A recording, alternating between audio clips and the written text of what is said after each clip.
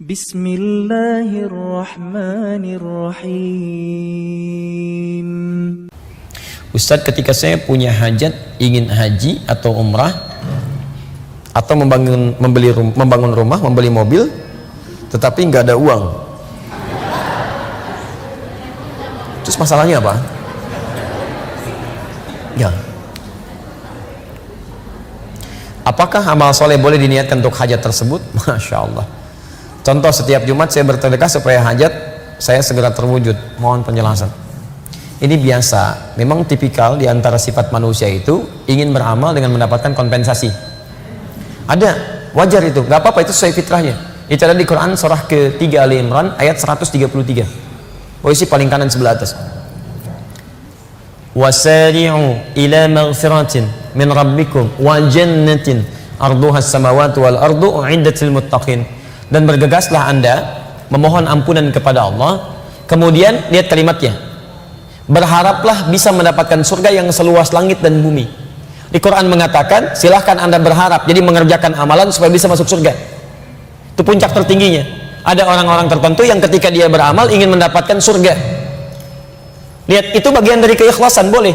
Ikhlas paling rendah itu ketika dia mengerjakan sesuatu ingin mendapatkan balasan tapi sesuai keinginan Allah. Kan yang perintahkan kita masuk surga kan Allah.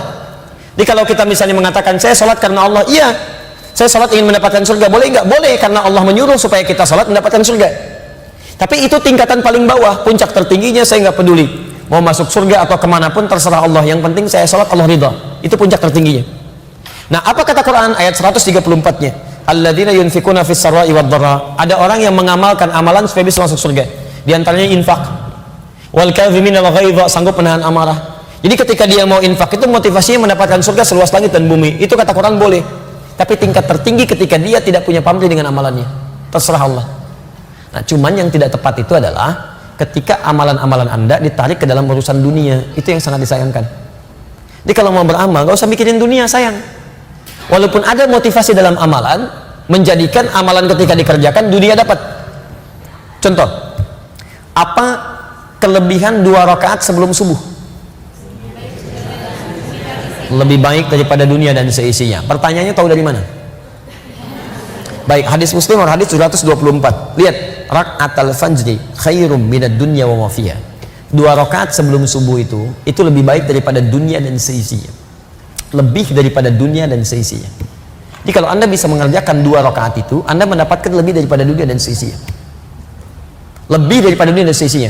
Ada yang menafsirkan itu pahala yang tidak bisa ditandingi oleh dunia dan seisinya. Ada yang menafsirkan bahwa keadaan kita itu dijadikan memiliki sesuatu lebih daripada dunia dan seisinya. Maksudnya apa? Maksudnya hidup dia tidak akan diperbudak oleh urusan dunia, tapi dunia jadikan kecil sesuai dengan hajat kebutuhannya. Dia nggak memandang dunia itu besar, tidak. Ya, orang yang memandang dunia itu besar itu menunjukkan ada nafsu yang besar dalam dirinya, sehingga setiap yang dilihat diinginkan.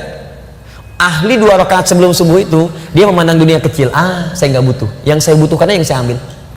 Misal, saya butuh pakaian untuk sholat. Ketika dia butuh pakaian untuk sekedar sholat, maka dia hanya akan membeli pakaian untuk sholatnya. Yang lain walaupun banyak modelnya, itu kecil bagi saya nggak butuh.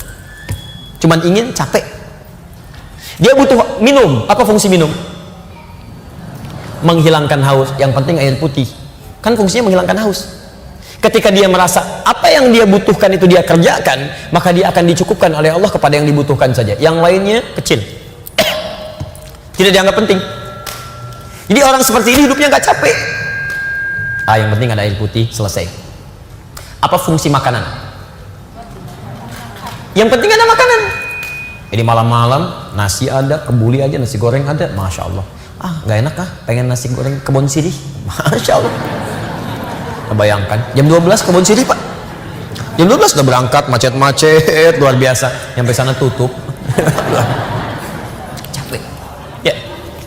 Jadi saran saya, misal ada janji banyak di Al-Quran, misal mohon maaf ya, orang-orang yang infak itu, yang sedekah itu diberikan balasan minimal 700 kali lipat, ada 10 kali lipat. Tapi ketika Anda akan infak, Anda nggak usah mikirkan balasan, infak aja dulu. Karena pemberian Allah itu tidak harus langsung berupa balasan dalam bentuk yang Anda pikirkan. Misal ada orang perhitungan gini, kalau saya berikan 5.000 saya dapat 50.000. 50.000 pemberian Allah itu belum tentu dalam bentuk uang. Kesehatan, Bisa. Traktir teman, kenyamanan, ketenangan. Kadang-kadang itu lebih penting. Ayo pilih mana? Dapat 500.000 tapi gelisah, atau tidak dapat tapi tenang? Kalau bisa sih dapat tapi tenang, gitu kan?